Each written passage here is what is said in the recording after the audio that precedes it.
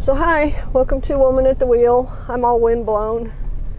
Forgive my ratty appearance. I actually did fix my hair today, but the wind, you know. So I'm doing something pretty different today compared to what I usually do. I usually just go get a trailer. Well, today I'm going to get a trailer that has 3 truck beds stacked up on it. I hope they're stacked up. That'll make it easier to strap them down if they're all stacked up. I won't have to use as many straps. And I'm going to bring it home with me tonight, and then real early in the morning I'm going to head up into Kansas with it. I'm going to deliver them up west of Wichita. So this is awesome, and I didn't really even expect to get any work today because I did a thing last Friday that may or may not have been a good idea. Jury's out on that, but I'm tired of hauling sets of doubles. They're a pain in the ass. They don't pay very much more than a single trailer. It's like 7 cents a mile. It's just not really worth the stress to me. To some people it is, you know. Some people, they don't stress out over hauling them or whatever, but I do, and because I know how dangerous they are, because I'm not stupid, and I just don't want to deal with them anymore. And I've already got myself out of the big stacks because I don't want to do those either. But there are a couple of factors in this decision that I made. One of them is I don't need the stress, obviously. That's a big factor. The other factor is I don't need to work as much as I did last year because I'm not going to make 2 truck purchases this year to offset my income for tax time next year. This is something that you have to think about when you're in business for yourself, and I am. They don't withhold taxes from my pay because I'm an independent contractor. I've got my own company, and I contract to them to perform the service. So it's kind of a deal. I don't know what this camera's doing. Camera's doing something weird. That's why I'm looking at it. I got a school bus there I need to pay attention to. I have no idea what the camera's doing. I have no idea. But let me check it and make sure it's even working. Play back.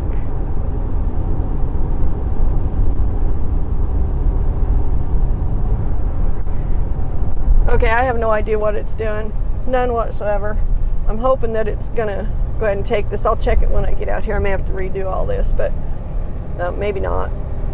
So that's a bigger factor even than just the stress and the danger of doing the doubles, is the idea that I need to cut back on how much money I'm making because I'm not planning to spend 40 grand or 50 grand this year on a truck to offset my income, and which I did last year. I bought 2 trucks, so you know it was kind of a deal. I came out okay on my taxes last year. I just got them done, so I'm not going to owe a whole bunch. I'm going to owe some, but not a huge amount.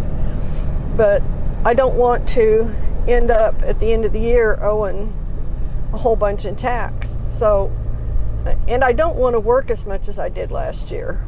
That's another big factor. I want to be home more and, you know, work more part-time. What was the original idea in the first place was to work basically part-time, not to run full-time 6, 7, 8 days a week like I did last year.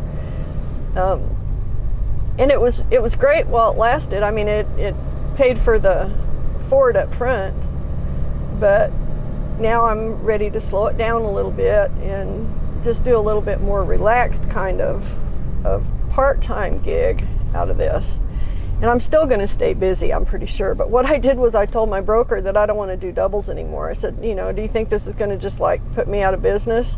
He's like, well, it's going to slow things down. You know, you'll go in spurts, but you know, you won't stay as busy as you did, which that's fine. I don't expect to stay as busy. That's one of the reasons I want to do this. So I've got myself out from under the 2 things that are most stressful for me, which are the stacks, the big stacks, and the doubles. You know, so those are history as far as I'm concerned, at least for a while. So I said, well, why don't we try this for a month or so and see how it works out. See if I like not having that kind of work available, you know, see if it's going to hurt me too bad. He's like, I'm good with that, whatever you want to do, so I'm okay.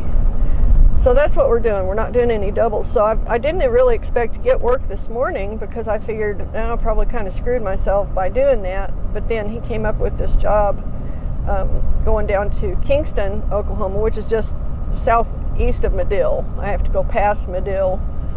And they moved, I didn't even know this, they moved the CM truck bed factory down there to Kingston. I didn't know they were even still in business. I thought they just shut it down and sold out to big techs, but that's not the case. So I need to run down to CM in Kingston and pick up 3 truck beds on a trailer. And hopefully they've got them stacked so I don't have to use a boatload of straps because I only have so many straps. And then I'll bring them home tonight and then haul them up into Kansas tomorrow up west of Wichita. So I'm pretty excited about this. This is great. You know, this will pay good. This will be a good paying job without the hassle of a big stack of trailers or without pulling doubles. Now it will be some strapping involved because there'll be 3 truck bodies on it. That's not a big deal because I used to haul a 40-foot trailer full of truck beds. I mean, stacked 5 high, 4 or 5 high. And that was a lot of work tying those down. But tying down 3 beds, they just stack up 3 beds and set them on there. It's going to be like 10, 15 minutes of work and no big deal. You know, 4 to 6 straps and I'll be good to go. So I'm kind of excited to do this. And it's their trailer, so I don't have to, you know, the trailer's part of the delivery too, so I'll get paid for the trailer and the truck beds. So this is pretty great. This is pretty awesome. And I imagine it's going to pay the stack rate because you have to get out and tie them down. It is a stack. It's just not a stack of trailers. It's a stack of a trailer and truck beds. So it's a stack. But it's not a 20,000 pound stack. So this is pretty awesome. I'm pretty cranked about this. And he's supposed to call me when they're ready. It's 11:30 now, so I'm just going to go ahead and head down there, stop in at the office and drop off my paperwork from last week, and just say hey to everybody. If I don't get the call before that, and then I can just wait down there and visit a little bit. So I haven't been to the office in months. I can't even remember when exactly the last time I was there. It might have been, I don't even know, around Thanksgiving maybe? Before Thanksgiving? It's been a long time since I've been to the office. So the office is not as easy for me to get to now because they moved it into town. So if I've got a trailer on, I can't go by there. There's no room to park with a trailer where they're at. So the only time I can go in there is when I don't have the trailer on yet, and I just haven't been able to do that. So it'd be kind of cool to stop in and see everybody. You know, like I say, I haven't seen them in a long time. So okay. So I got my marching orders. Those truck beds should be there by the time I get there. I'm still not in a big rush.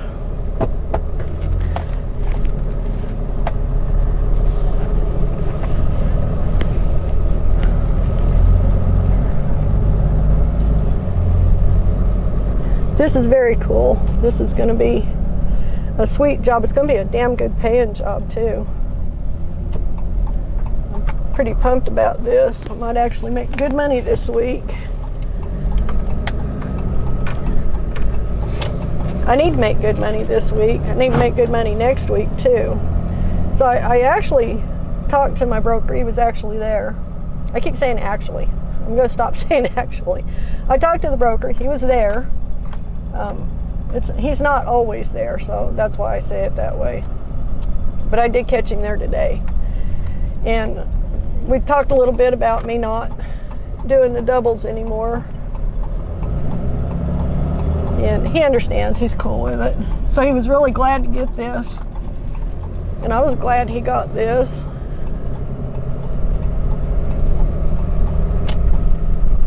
it is going to work out great. But he's cool with me not doing the doubles. I just told him, straight up exactly why. So I hadn't really touched on that with him. I just sent him the text saying, hey, I'm not really wanting to do doubles anymore.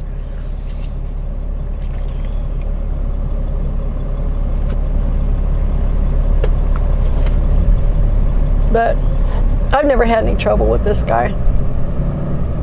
He's really easygoing. I didn't know quite what to make of him at first. I'm going to pull over here and wait. I've got a emergency vehicle coming at me. Okay, I guess I can keep going now.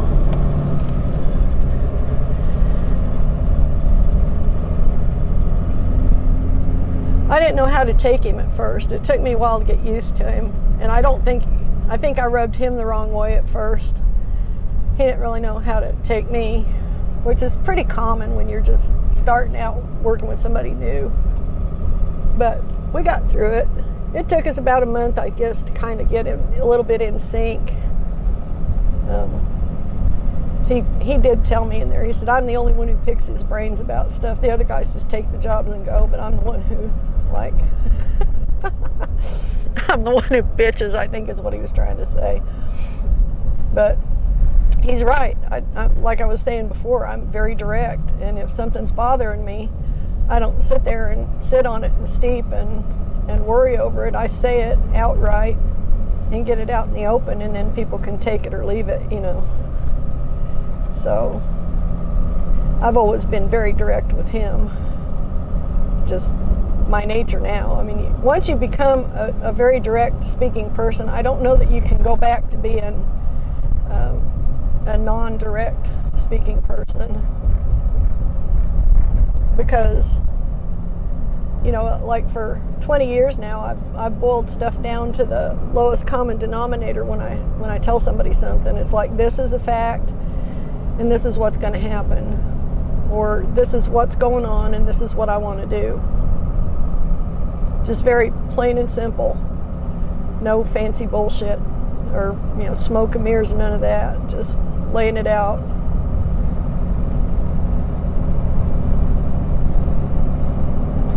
But I can sense that he's got respect for me, so that to me is more important than somebody liking me. I mean, you can like somebody who's just agreeable all the time, but you may not respect them very much. I would much rather have a person's respect, because that's something that you have earned. You know what I mean? Because people really only respect the people who demand their respect, have earned it in some way.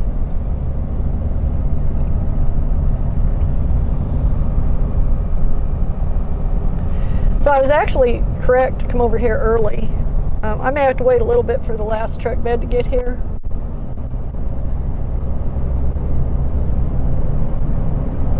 But for the most part, I shouldn't have to wait too long. I'm going to be looking for a black Peterbilt. If a black Peterbilt is here, then my last truck bed is here. Then I just got to go in and find the person who's coordinating all this and get them to get me set up to get loaded. Now, whether or not they're going to already have them on the trailer, I do not know. Maybe not. I may have to go pull through a bay or something where they got a hoist. We'll see. But evidently the trailer is a PJ flat. I don't know how long it is. It might be a 40. Wouldn't surprise me if it's a 40. If it is, I'm not going to be able to take it up my driveway. I'm going to have to park it over at my sister-in-law's. So that's the only concern I really have with it. Can I get it up my driveway or not? If it's a shorter, like if it's a PJ 20 or something, I can take it right up the driveway. It's not a deal. So that doesn't really matter either way. I mean, it's a matter of 10 more minutes of drive time for me to drive over to my sister-in-law's and go get it and then drive back to where I started from and then take off. So it's not a deal. Until we get our driveway redone, if we ever get our driveway redone. I'd sure like to, but it's not real high on the list of things that has to be done right now. So right now the highest level of urgency is to get the other truck back up and running. So That's just kind of how it is. That's what we're dealing with. Man, that wind is just really cooking out of the west. It's very strange. I know I keep saying that, but it's really strange.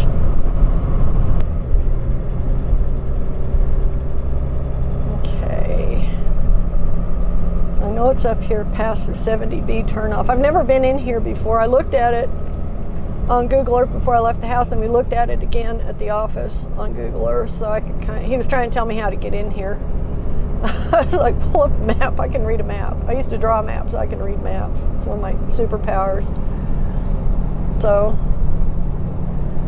it's on the right side.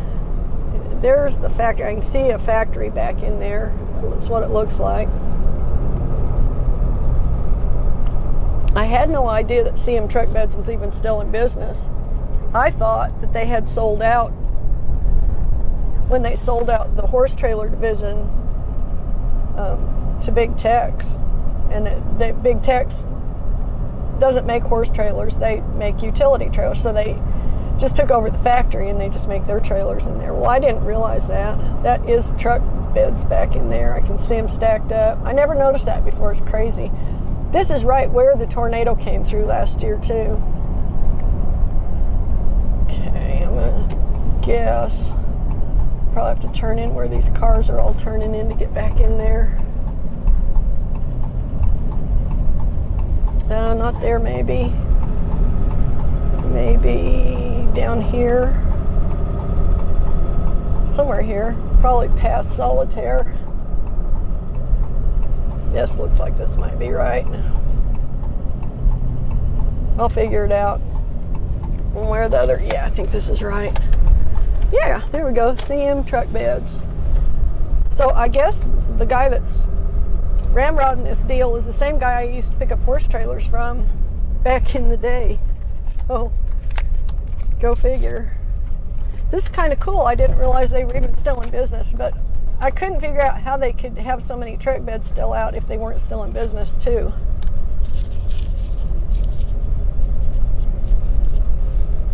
So, that's my PJ trailer sitting right there supposedly. Good, it's a shorty. That's it.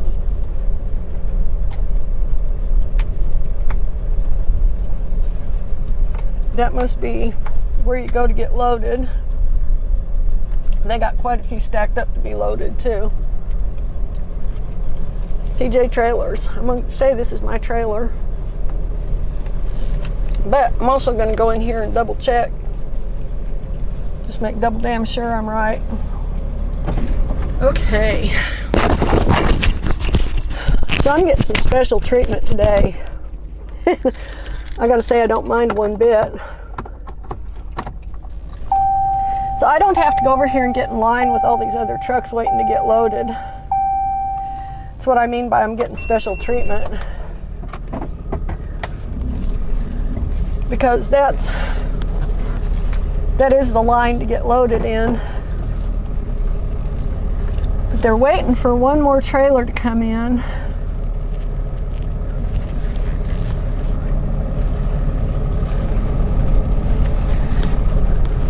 I need to get out and make sure my height is okay. I may have to crank that trailer up a little more to clear my truck beds. I'm gonna have to go look real quick. I don't want to tear anything up. I'll be back.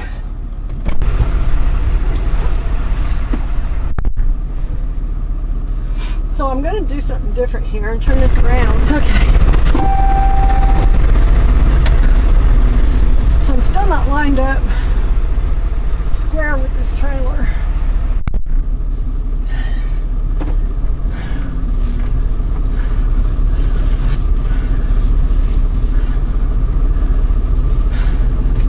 Because it's sitting at an angle. This is taking a while.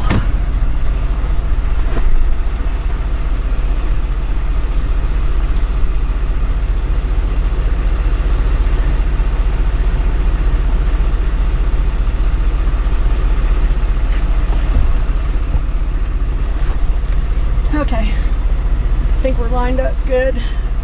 Now I just gotta get the distance correct.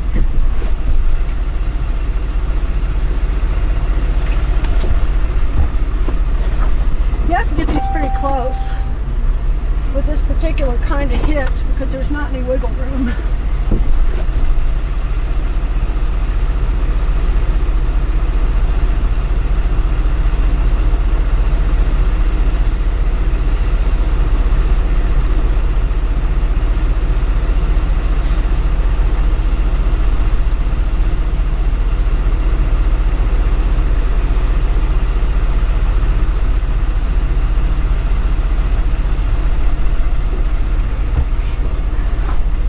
I'm going to pull my phone out of here and show you what I'm doing. Otherwise, I can't describe it. So this particular hitch doesn't have much wiggle room. So what I'm looking for is for it to line up front to back and side to side as close as I can get it. So that's what I've been doing out here. All this jumping out and jumping back in.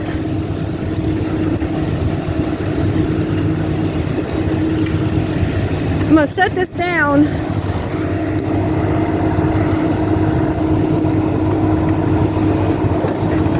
Because I need both hands to crank this thing.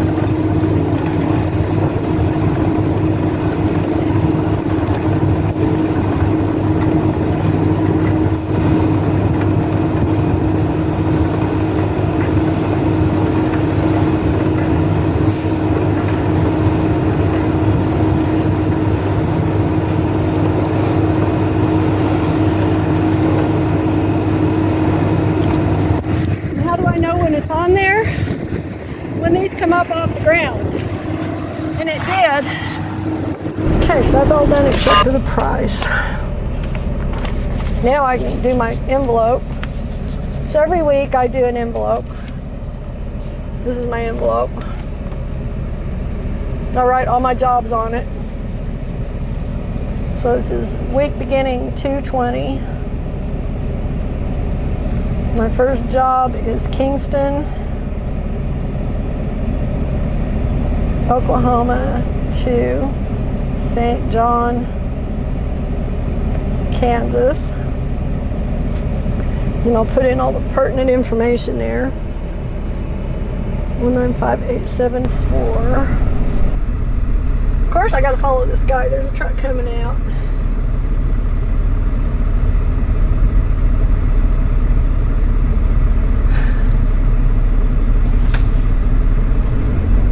Get out of his way.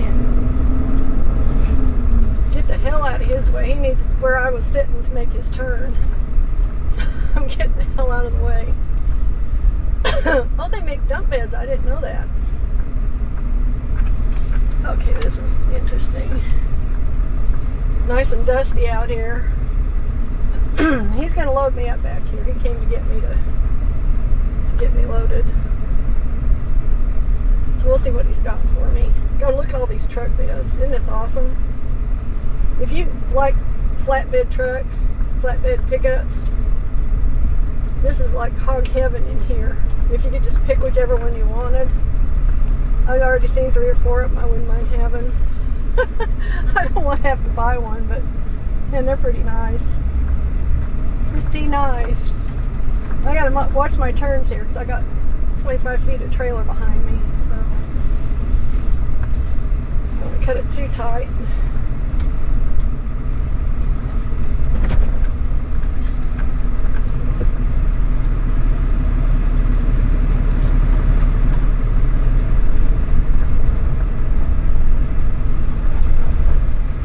That's good. Okay. Okay, it looks like these are fancy truck bodies, so it's a good thing I got a lot of straps.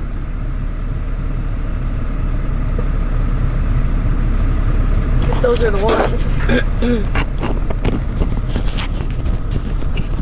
I'm going to flip this around again, see if you can see what's going on behind me.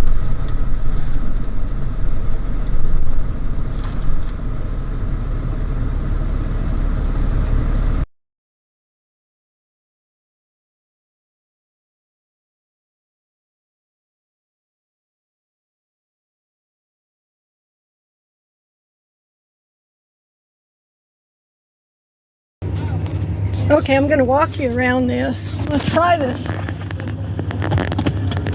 Let's see here. No, I guess maybe I'm not. I'm gonna walk you around this and just show you what I've been doing. So I got my hookups. I got my strapping, my padding, and I'm doing like a high-low hitch up here. I've got it high over the front, and I've got it up to the frame underneath in 2 points. So I've got each bed 3-pointed down. So I'm just checking everything, making sure everything's good and tight. I don't want much slack. A little bit's not bad. You know, if it moves a little, not the truck, but the strap. If the strap wiggles a little, it's not bad. Just can't move very much.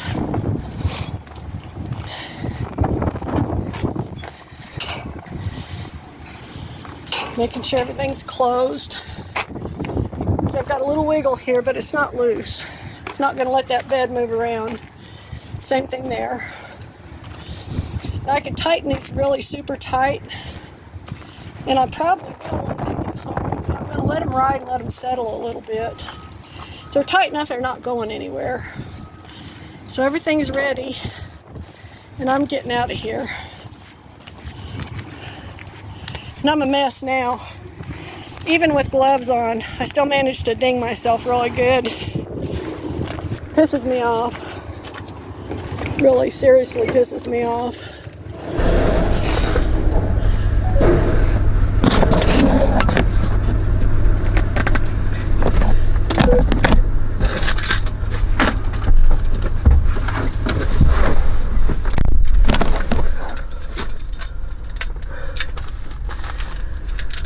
Okay, so I will have just interjected my little walk around there showing you what I've been doing for the last 45 minutes or so. Out in this dusty wind, I'm full of dust and all windy. So I guess I go out this way. Trailer brake connected, that's a good thing. I want to tone down my brakes on this to about 2.5. Let's call it 2.5. Okay, my toolboxes are closed and locked. My tools are back where they belong. I had just enough straps to do this, so this was really lucky. I thought maybe it would be a stack, but unfortunately it's 3 individuals, as you just saw. 3 individual beds. So I had to strap each one down individually. I have 12 straps. I used 2, 4, 6, 7, 8, 9. So I've got a few extra short straps. I don't have any more long straps. That was all I had. And those aren't even mine. Those are borrowed from somebody. I picked up a load a while back that had those straps on it. I don't even know if I can get out of here. I have no idea how to get out of here. I hope I don't get jammed in. That would suck. So, where to? I'm just going home for now. Okay, now the trucks are coming in this way, so I must have to go back around this way and go out the other side. I'm gonna guess that's what I need to do.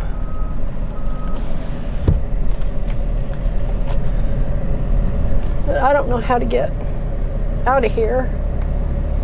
Unless maybe I can go out that way. These guys have been waiting in line since before I got here. Please let this be a road out. Yes, there we go. Yeah, we found the way. This is what I was expecting. I was expecting CM stacked bodies like these. I was expecting a little stack of 3 of those. Well, much to my chagrin, these aren't even CM truck beds I'm hauling. They're all PJs. It's a PJ trailer and PJ truck beds. And they're truck bodies. They're not just beds. So they're a little bit more involved, but they're actually pretty easy to tie down. It just took time because there was 3 of them and they had to be done individually. So not a big deal. I just got to be able to get out of here. I guess the way I came in is the same way you go out. I don't know. That's the way I'm going. I think it probably is. So that's the truck that just got hauled in here. Seeing truck there. See it behind me there? It just came in on this trailer. Alright, so I'm just going to go home. I'm going to keep it on my straps. If anything looks loose, I'll stop and get out my cheater and tighten it up real damn tight. And I'll do that when I get home anyway, for the rest of the drive tomorrow up into Kansas. Make sure I clear that gate back there. A little squishy getting in and out of here. A little tight. Those tires are looking a little squishy. So those beds are, I don't know how much those beds weigh. They didn't give me any paperwork on them. So, the guy was out there working on the paperwork, but he never gave me anything. So, sometimes they do, sometimes they don't. And the guy, these yards guys, they just do whatever they do. So I'm going to turn this back around before I get out on the highway. I am on Highway 81 heading north out of Marlow. I'm just getting started this morning, and I'm not sure what's going on with my camera. It just turned itself off, so I'm kind of starting over here. I'm on my way up to St. John, Kansas to deliver a flat trailer, a flat 25-foot trailer, I think it is. And there are 3 truck bodies up on the back of it that I've got all strapped together here. All right, so I'm still on Highway 81. I'm almost to the end of Highway 81, which ends up here by Enid. So I checked my my routing, and I'm better off turning west up here at Enid. It would take me 20 more miles to get to where I'm going if I keep going straight up. So I'm not going to do that. I'm not going to add 20 miles to my route. So anyway, about 6 miles up here, I will head west.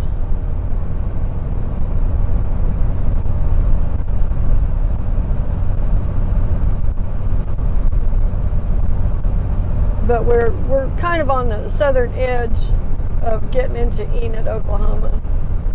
Now, Enid, Oklahoma has the distinction of being a very often used crossword puzzle clue. If you see a crossword puzzle clue that says a city in Oklahoma and it's 4 letters, it's probably Enid. The other one that I've seen in crossword puzzles is Ada, A-D-A. So, you know, that's kind of why they're popular town names, because they fit in it, you know, fit in with a lot of other combinations of words. So I'm like a crossword puzzle person. I always have been. My grandma, my dad's mom, was a crossword puzzle person. She did crossword puzzles till the day she died, and she was almost 100 when she died. And she was sharp as a tack until like the last week that she lived. And she attributed her mental acuity to doing crossword puzzles, and it turns out she was probably right. If you have to do things that are challenging. You can't just do super easy crossword puzzles and get much benefit out of it, evidently. I was reading a study about it not too long ago. But you have to do something that's actually challenging, that you have to think, to keep your mind where you can think, you know, use it or lose it. So one of the things that I did is I went from regular crosswords to diagramless crosswords, because regular crossword puzzles, I've been doing them so long that they've just gotten to be too easy. There's not that much challenge left in them for me.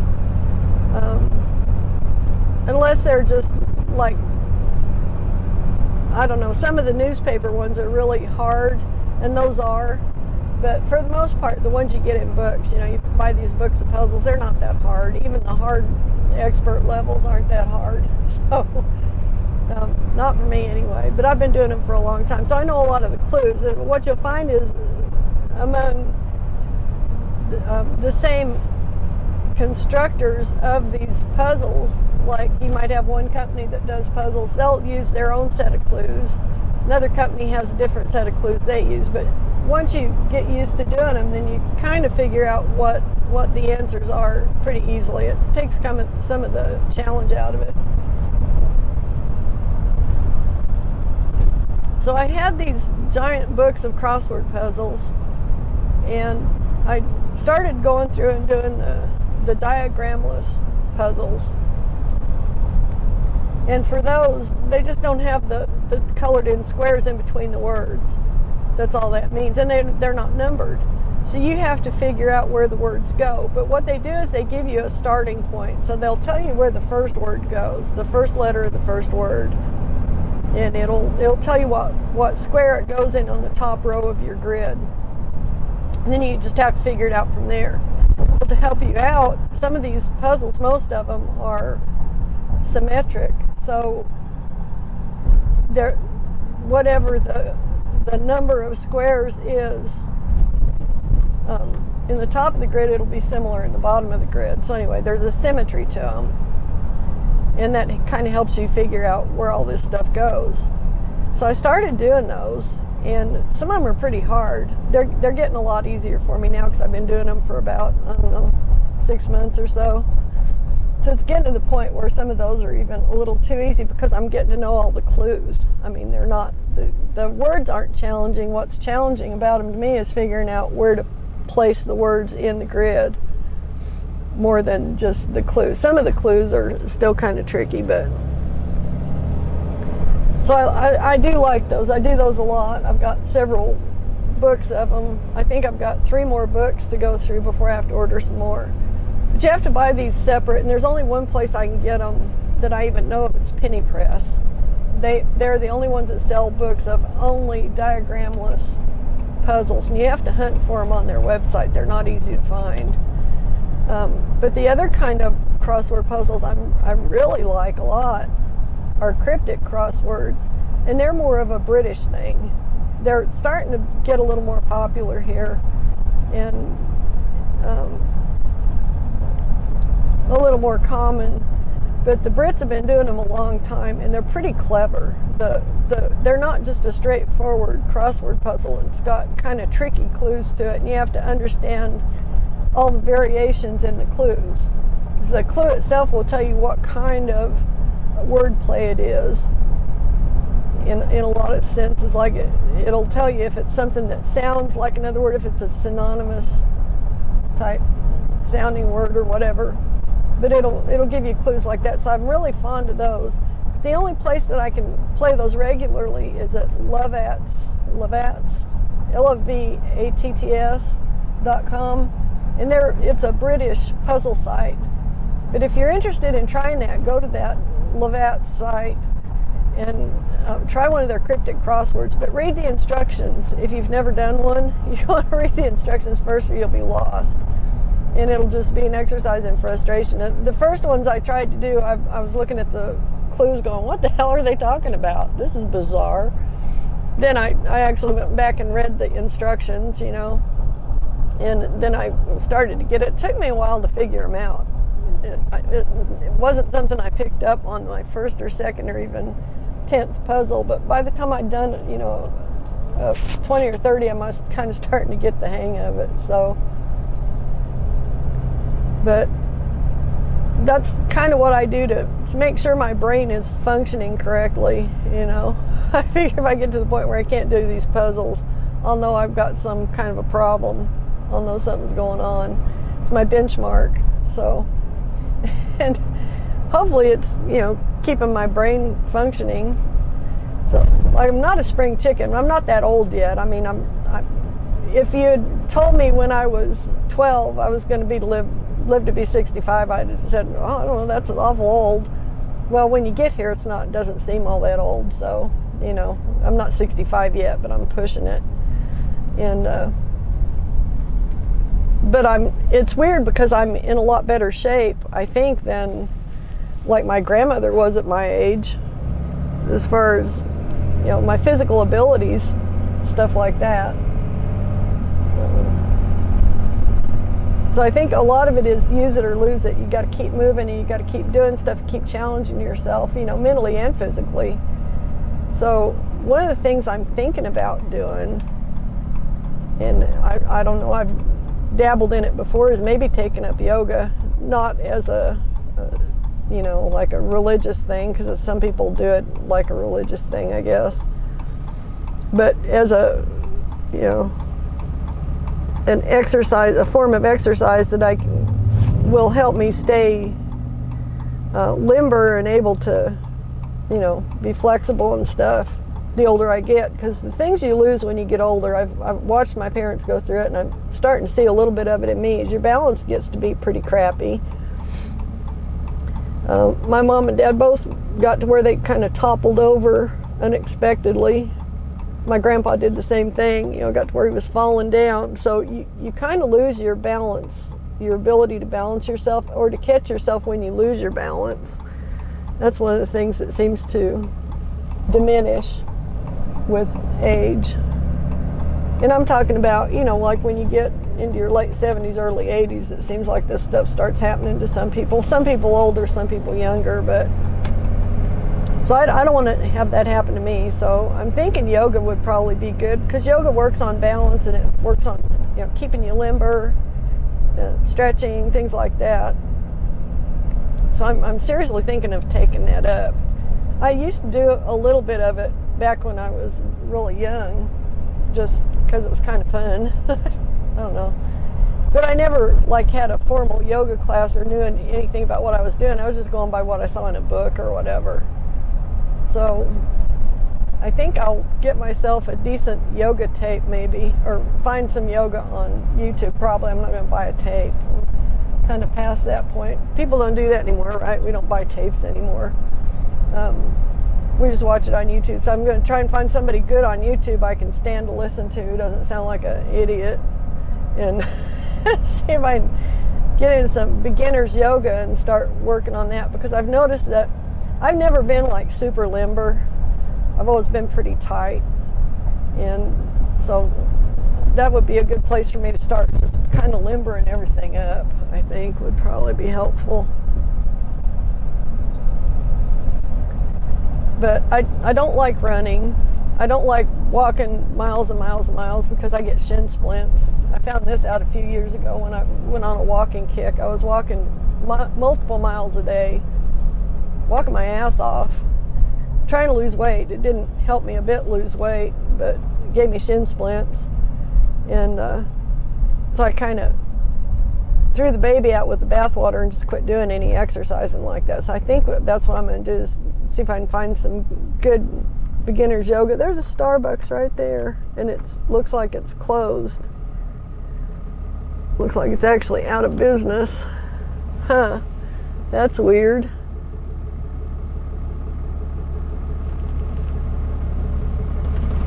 I could probably get in that parking lot back there too. There's one across the street. Oh well. They don't even look like they're open.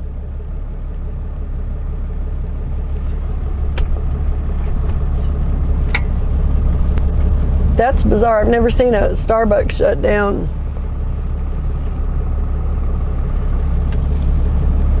I cannot tell if it is or not. No, it's not. There's people going through the drive-thru. Maybe their dining room is closed for some reason. I guess some of them did that. Some of them closed their dining rooms and still haven't opened them back up, but I didn't know there were any in Oklahoma like that, so I don't know. That's someplace I can stop on the way back, though. Maybe I'll be able to go through the drive-thru without a trailer on. By the time I get back down here, I'm going to want another cup of coffee, because this coffee I got that I made myself isn't all that great. Thought it was going to be better. It just didn't turn out so good. So I'm kind of jealous of my brother's videos, because he's got so much better scenery than I've got. And he gets more views than I get. So he's actually probably a lot more interesting to listen to than I am too, because he's a pretty smart guy. And he's got a funny way of talking about things. It makes you think about it as he's talking. So he's starting to get a pretty good following on his new YouTube channel, which is Backroads of Colorado. I've got it linked on my about page, and right up on my main video. If you go to my home page, you'll see a little blurb right in the video screen. It's Backroads of Colorado. That's his traveling videos, and I really like watching them. But man, they about terrify me. Some of the stuff he does. Of course, he's used to driving in snow. I used to be used to driving in snow. I haven't been for a long time now. So I've been a southerner now for, I don't know, 15 years. God, I guess it has been that long. So I try and stay out of the snow, but his job takes him out in snowstorms and across mountain passes and all that, and he just goes for it. He's got a little car that's four-wheel drive, and it runs great in the snow. But it's still, you know, sometimes I just about have a heart attack watching his videos when he's passing people and stuff. But the thing you got to remember too, watching him pass people, he's not running 60 or 70 on the snow.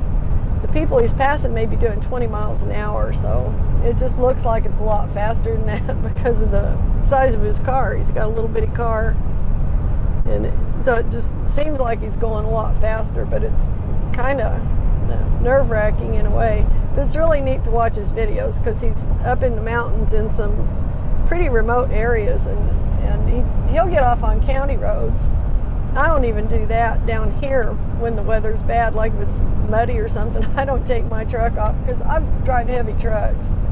My trucks would sink in that stuff. I'd be stuck. But he can get away with it. He can get on these roads that are snow-packed and just kind of float over the top of them in that little car he's got. So it's kind of fun to watch him. And I like seeing all the places he goes. It's pretty neat. So if you like road videos, I'm sure you would like his. So check those out at Backroads of Colorado on YouTube. And he also has a Rumble channel. I'm not sure what his Rumble address is. I'm not sure if it's Backroads of Colorado also, or if it's something else. But for sure on YouTube you can find him there. And if you like watching how-to videos, he's got another YouTube channel called Old Town, OLDTOWN, and he builds stuff. Everything from building custom guitars to casting aluminum parts for things. He does all kinds of neat stuff. He's always got some kind of a project going, some kind of a neat project. So, okay, sorry about that. I was catching up with Bill. I'm on Highway 45 now. I came up Highway 8. Now I'm on Highway 45, and I'm coming to a little town called Carmen, Oklahoma. Still in Oklahoma, not to Kansas yet, but we're getting closer. I think the next town I'll come to is Cherokee, but I'm not sure about that either. I've only been through here a couple times, and I don't have all this memorized yet. That's a neat little railroad station and caboose kind of deal. That's cool. I wish we still had our railroad station in Marlow, but they tore it down, and there's a feed store there now where it used to be. All that's left is a sign that says Marlow. So that's all we've got left. I like old train stations. I think they should preserve as many of them as they can. It's like the one up in Craig. It's been sitting empty for, God, since I was a kid. But they haven't torn it down. The railroad won't tear it down, and they won't fix it up, and they won't sell it and let anybody else fix it up. So I don't know what the deal is. It's like some of these railroads are just not very agreeable. You know, I'm not sure what their thinking is. If they can be as annoying as humanly possible, maybe, because that's kind of how it comes across.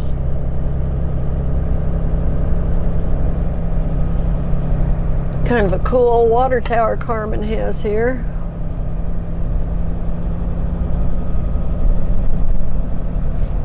Real nice little town. Kind of like that. Very small town, but very, very cool. Okay, so we got 12 more miles to go till we get to Highway 281. Highway 281 is the road that my delivery is actually going to be right on. So this is going to line me up really well.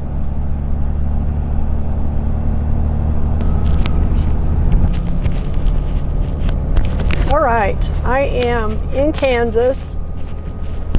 I'm 35 miles from getting these things delivered. And this is a little town called Sawyer, S-A-W-Y-E-R. Kind of a nice looking little town. Try and get my camera reset here. Still having hell with my camera mount.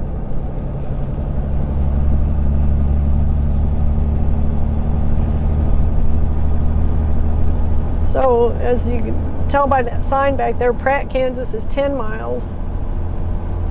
It's another 25 miles on up to where I deliver these. So I'm making the kind of time I expected. By the time I get up there, well, I will have spent just a little over 5 hours of drive time. Probably 5 hours and 10 minutes is what it's looking like.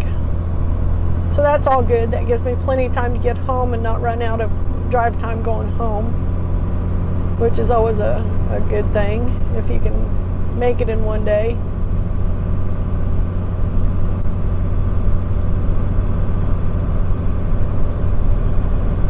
So we're on US 281, which we've been on now for about an hour and a half maybe. And right now we're kind of heading northwest. The road makes kind of a funky turn here. We'll be turning back north up here in a little bit. We're not pointed due north right now, we're pointed northwest.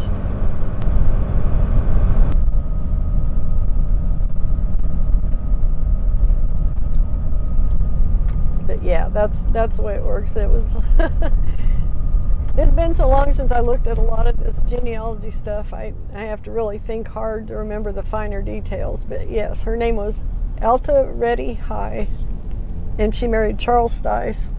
But she was born here in Pratt, Kansas. So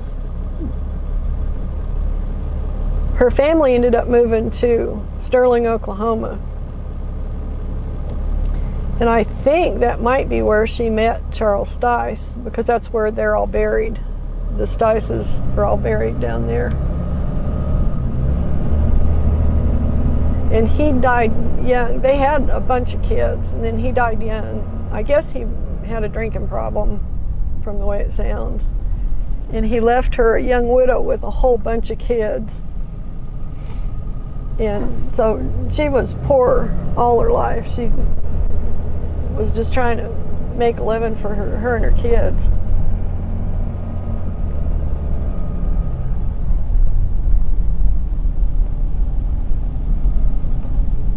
And I actually remember her.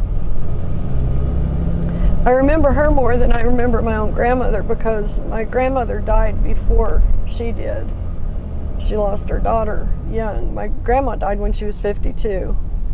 So my great-grandma Alta, she would have had to have been in her 70s at the time, probably. And about 3 months after Grandma died, then she died too.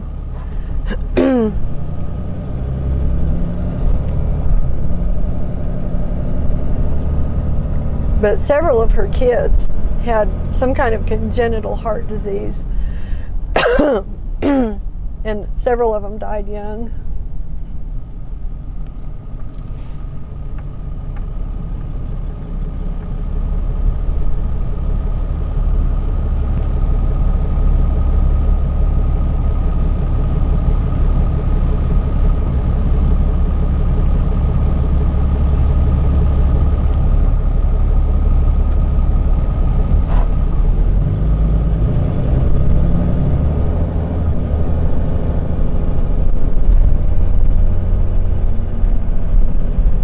Anyway, this is where she started out life.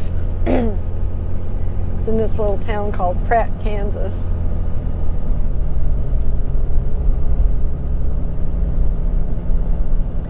And I don't think any of the people in either one of those families ever had much of anything. They were basically subsistence farmers, I guess. They had small parcels of land and they had big gardens, and that seems to be how they supported themselves, just by, you know, small farming, like a lot of people in that era.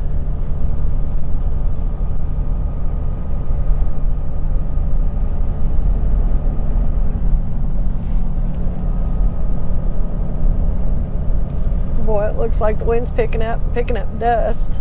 I hope I don't get sandblasted again today like I did yesterday when I was picking these up when I get up here to drop them off, but it's kind of looking like I might. So I may have to do a repeat of yesterday and go home and wash all the dirt off before I can even go to bed tonight. I would not be surprised. I was filthy by the time I got home yesterday, and I started out the morning clean. I started with a bath and ended up with a bath. So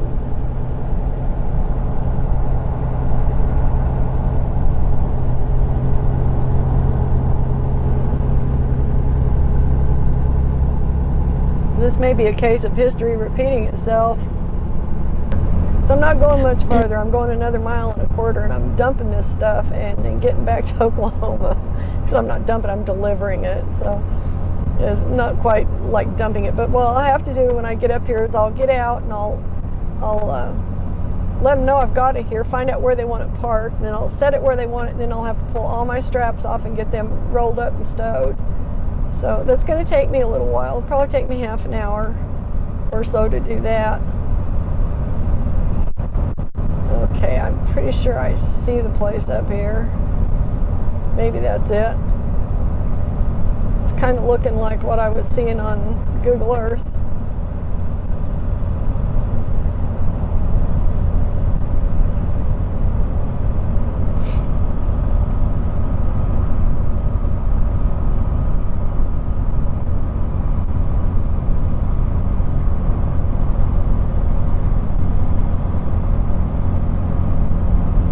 Pretty sure this is going to be it.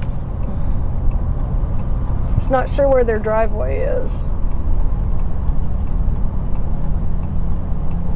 Looks like I'm going to have to turn in to the right and then pull in their driveway on the south side, which I think is right. I'm not even sure. Maybe they've got one there.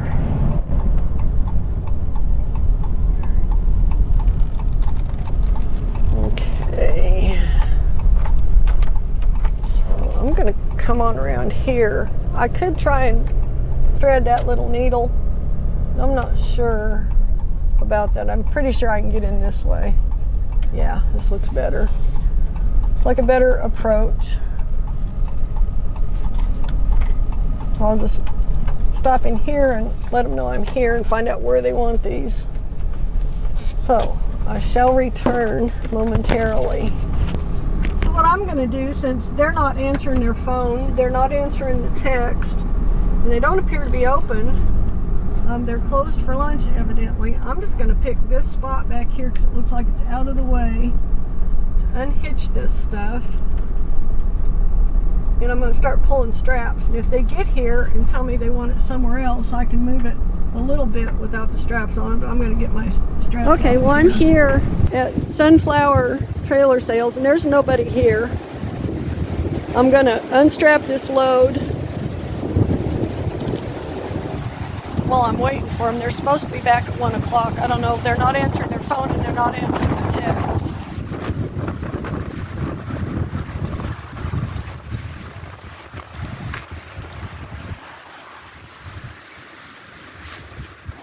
But everything looks good. There's no damage on anything. Everything's awesome. Except the fact that the people are not here to receive it.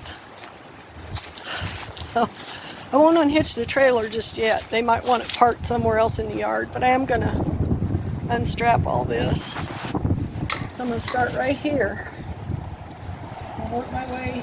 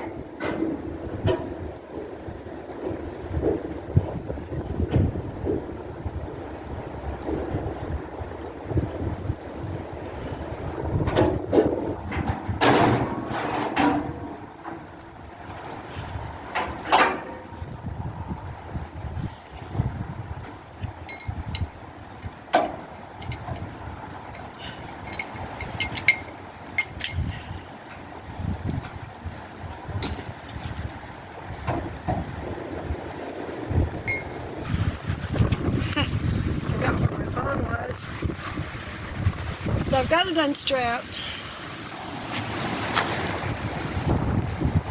Do one more walk around.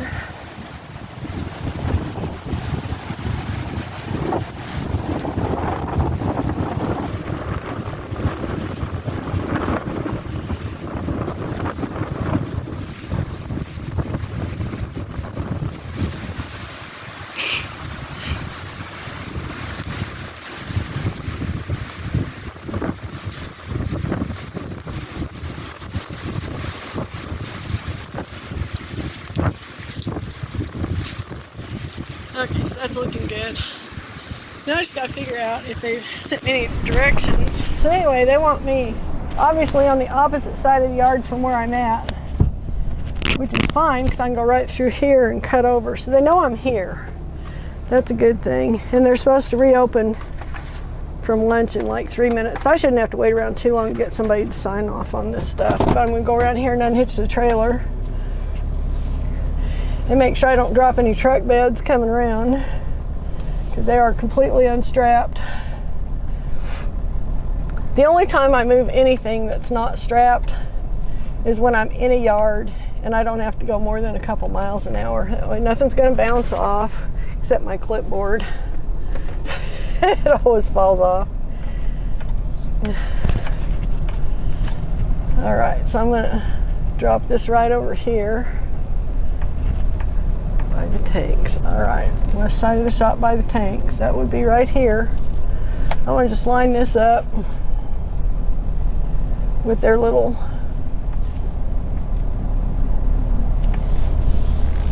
unit here, their little bobcat or whatever that is.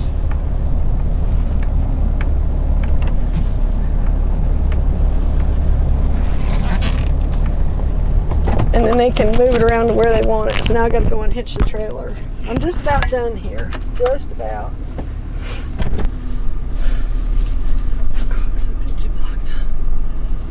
Driveway. Of course you did. My fucking wooden shoe.